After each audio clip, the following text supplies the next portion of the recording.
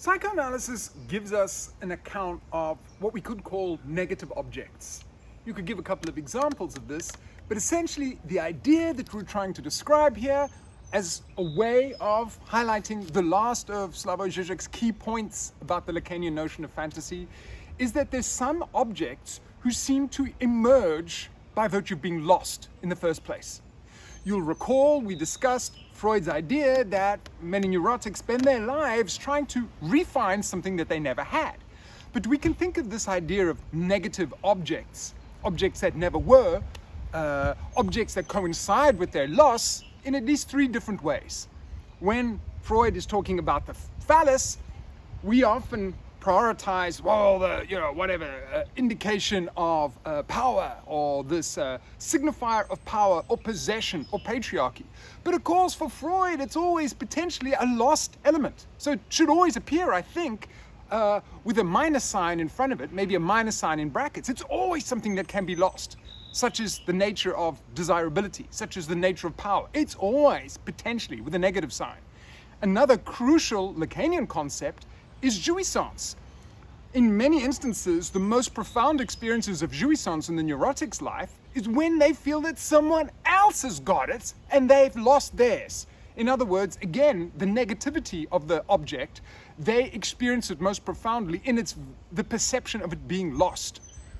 And of course, you could say that the famous Lacanian object A, this cause of desirability, is again an example of something which emerges only by virtue of the fact that it's lacking in the first place.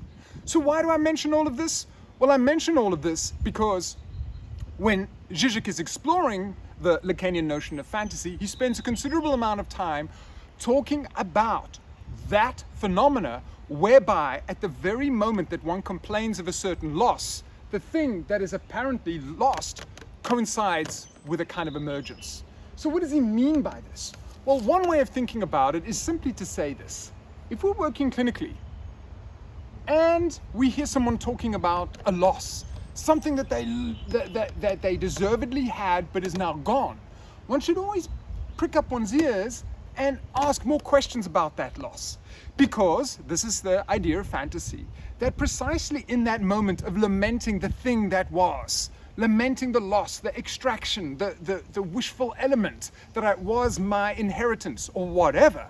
Precisely in that moment, you could say that the person is involved in the fantasizing of that thing which they claim to have been lost. So we could say that maybe the thing never was there in the way that they are kind of trying to evoke it and trying to remember it, phantasmatically picture it. It never was there. Or if it was there in some way, it probably doesn't fit with how they are phantasmatically evoking it at that present moment. Let me give an example. We'll give one political example and one personal example. For me, one example of this would be sitting in analysis year after year, wondering like, man, oh man, I thought I had this career as like a novelist. Always wanted to be a writer. Always wanted to be a writer. Or maybe, that's not going to work out, maybe I can be a good Lacanian or something, or an intellectual. And then along the way, there'd be all these like, well, I didn't go to such a good college. Actually, my school was a bit crap. Why didn't my parents do something about that? So you have multiple different kinds of moments when I am imagining the loss of something, my, whatever trajectory to be a famous novelist or a writer with the fluency to turn words into poetry at the drop of a hat, all of that. So I lament a loss for something that never could be, actually. That wasn't really my destiny, so to speak. That wasn't going to be me. But of course, that doesn't stop me complaining and moaning about it and thinking, oh, why did something take this away from me? When it either never existed as a possibility, or B, oddly enough, there is some possibility of it. I can write a little bit, but I just don't quite write in quite the phantasmatic, imagined, heroic novelist of the future. Something like that. Another example, maybe you've already thought about it. What is all this stuff when we talk about Make America Great Again? This is a narrative which seems to imply that, well, to make it great again, what happened? Something got in the way. Something kind of derailed the system. Something was lost. And one is thus forced to ask, well, what was lost? What do you perceive to be lost? Is there something wrong in America? And of course, one can start to see the problems that then emerge, because presumably once one starts to have this phantasmatic suggestion of, oh, we've lost something, but we could be great, someone's to blame. So this is one of the problems, I think, about how fantasy works, is that, and this leads us in fact to one of the conclusions of this talk, is that it often finds a scapegoat, a figure, someone to blame. In mine, my parents, I didn't go to better schools, why didn't someone see to that? It often wants to pinpoint some blameworthy person who stole my enjoyment, who stole my possibility to be the thing that I phantasmatically wish I could be. And in a sense, this is odd. Not only is it questionable, because who gets noted as the potential wrongdoer might not always be the wrongdoer for a start, so there's the scapegoat element to it, but moreover, oddly enough, it seems you could say that in many fantasies, I would rather, this is weird, I warn you, I would rather willingly position myself as a victim to what happened in my past. My parents didn't send me to good enough colleges, America was great, now it's not great because of X, Y, and Z. There's a kind of willingness to position oneself as a victim to something that someone else has done, rather than confront what you could say is, in psychoanalytic terminology, the facts of castration, that the world was never going to be perfect, and indeed that maybe part of the flaw that you complain about has something to do with you, okay? So let's just note that. I don't have a lot of time to flesh it out in a great amount of detail, but we could also say that this factor, this paradoxical quality of fantasy, where when one complains of a loss, one is kind of retroactively constructing something that never was, or one is retroactively constructing something with the proportions and grandeur that it never had. And that's interesting, because you could say, well, there are moments of greatness in America, there are moments of greatness in potentially any nation's history. So it's not that we're denying that. It's just that the phantasmatic articulation of the greatness that I'm gonna make it, because I'm Donald Trump, somehow is somewhat questionable. Nevertheless, let's also think about this, and for me, this is an essential element of fantasy. Fantasies are kind of constituent impossibilities. What do I mean by that? Let's give some basic examples. Fantasies are impossibilities that are given a certain narrativized screen. So here's one for me, very banal. I love the banal examples, and so should we all, because this is not necessarily only about whatever, high theory. 11 years living in London, and often I'd walk across Waterloo Bridge on the way home, and the thought I would inevitably have was, oh man, I like London. There's just so many people. I wish like there were 30% less people in London. And of course, the thought's barely gone out of my mind when, thank God, at least I seem to be reflexive enough to pick up on the contradiction. Derek, I think London that you like, that you love, is the London that it is because of all the people, right? So if half the people that you were saying, oh, they're getting in my way when I'm trying to catch the train, if you got rid of those people, London would cease to be the London that you like, right? Hence, the fantasy, if only all these people would go away, doesn't really work. It comforts me, it gives me a nice, oh, what a wonderful image of London. Here's another example, now that I think about it. I like this punk band, Rancid, and Rancid's got a song, it's called Tropical London. And again on Waterloo Bridge, I think about this, yeah, Tropical London, that'd be awesome. And then of course I realized, part of, despite myself, what I like about London is that it is miserable a lot of the time, at least weather-wise. So to turn it into Tropical London, it wouldn't be London. This is one idea of a kind of constituent impossibility that the fantasy tries to protect me from, that the fantasy tries to give me another scene, another future, another imagining, so I don't have to confront the fact that London is overpopulated and cool at the same time, that it is miserable and London, and those two things go together. You don't really separate them. One more example, two more examples, and here I think we butt up against a whole series of science fiction scenarios. Number one, the scenario of finally gaining eternal life. I've been reading lots of 80s comic books, so, this stuff happens there a lot. Wouldn't it be nice? And I listen to my 8-year-old and 10-year-old kids when they talk about these things. She's actually 7. That's embarrassing. Let's move on. So they have these little, like, adolescents, they're not adolescents, kid fantasies, which are also adult fantasies. Wow, I could be rich one day. Oh, I could live forever. Wouldn't that be nice? And I think this wonderfully stages that phantasmatic, masturbatory, dare I say it, satisfaction, consoling image. Remember fantasy 1, the beatific fantasy, which holds us together? Oh, that's a consoling thought. I like the thought of that.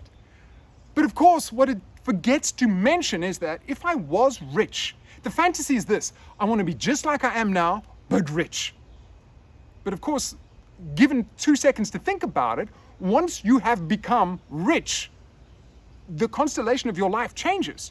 So the fact that you have to scratch for pennies to go buy records, like me, or whatever, like that goes out the window. So a whole series of features that define who you are, complaining about not having enough money, really appreciating your holidays because work is such a pain in the ass, all of those things, they no longer count. So there's something impossible about the fantasy. I want to be exactly who I am now, but I want to live forever.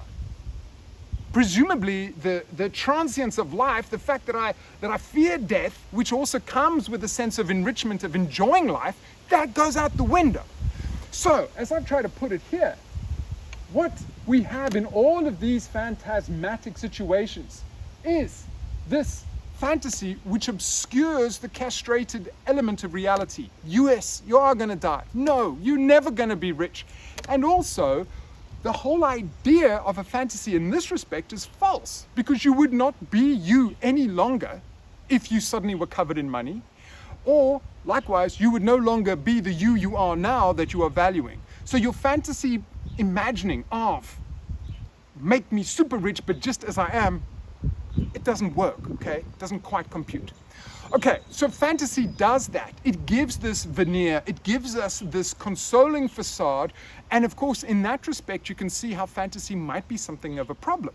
Well, you could play in 2 ways. Number 1, it's domesticating. It gives us something to wish for, and it gives something for us to carry on desiring. So in that respect, fantasy is very successful. But there's also an element of fantasy whereby it prevents us from confronting the castratedness of life itself, you could say. And maybe, to risk a kind of controversial ethical assertion, one of the tasks of a psychoanalytic treatment is to try to facilitate the process whereby someone stops complaining about the things that have blocked them and got in their way, and tries to encourage some, as it were, unconscious engagement with the fact that that's not all that has happened to you. And let's also emphasize a crucial element. Some of you may be saying to yourselves, but there have been horrible things that happened to me that were objectively so, right? I mean, one example I had of this was just thinking about, goodness me, not so long ago, I apply for a promotion, I get told, no, your teaching's not good enough. I mean, right? Whatever, maybe you don't like my teaching, but I think it's okay, but whatever. Do I get stuck on the heavy rotation, so to speak, of, oh man, I hate these people, I hate this big bad guy, the boss who did this, he's got all the money, I'm stuck here with nothing? Yeah, actually that is kind of what happened, but whatever. You could say then, and remember my point from previously, is that sometimes in fantasy we willingly adopt a position of victimhood. The point then is not to say that any narratives of injustice are meaningless or pointless. There are crucial injustices in the world that happen all the time. There's unfortunate things. There's cruel injustices. There's people who are exploitative. I'm not denying any of that. But how one then positions oneself in one's fantasy in relationship to those events is a slightly different issue. Because if one then wants to constantly see oneself as the victim of the person who did this to me and suffer and complain, that, as it were, almost redoubles the injustice, that redoubles the suffering, you could say. And hence, in this respect, you could see why, in certain instances, it might well be a good idea to try to shake up the fantasy, or to try to, in that enigmatic but useful Lacanian phrase, traverse the fantasy. So let's then stop with a conclusion. And here it is up here. What can we make of all of this clinically? What is the usefulness of this idea of fantasy? Well, we could say a few things about how fantasies anchor us to our certain situations. They anchor us to a certain social situation, even sometimes to a situation of suffering, by doing a couple of things. By finding a scapegoat who got in between me and what was deservedly mine. Okay? They also sometimes hold me in place because although I didn't get this, I'll still get this little enjoyment. What's my enjoyment? Hating the people that didn't give me the job or the promotion that I deserve. that becomes a kind of stasis, that becomes a kind of stagnation, that gets in the way of some other kind of progress. But here, I think, is another and very basic conclusion. In clinical work, we often find, presumably pretty much every session, that the person that we're listening to has butted up against some unfortunate circumstance, something that they complain about. And in many instances, they're more than fully justified in complaining about it. But in those moments, one can imagine Derek's clinician saying, "So you hate the guys who didn't give you your promotion. Tell me more about that. What exactly about it didn't you like?" And in that moment, whenever the subject is confronting the real, the impossibility, the injustice that they are being confronted with, one should listen, one should ask, one should say, "Speak more, tell me more." Because the exact details of how that injustice, that impossibility, that horrible event are recounted will probably tell you something quite crucial about that subject's fundamental fantasy, their orientation in the world. So you could say one of the reasons I was so upset about my lack of success in applying for promotion is that it kind of violates Derek's implicit fantasy orientation to the world, which is what? Well, I suppose it violates my sense of, well, I'm like the special, clever guy, and now you're telling me I'm not? In other words, the more you get someone to speak in detail about those difficult confrontations, those horrible events, the more you may get to the details of their, as it were, fundamental phantasmatic orientation, what Lacanians call the fundamental fantasy that structures their relationship to the world as such. And it is that point where one can start to consider how there might be some movement, some change, some shifting in that orientation.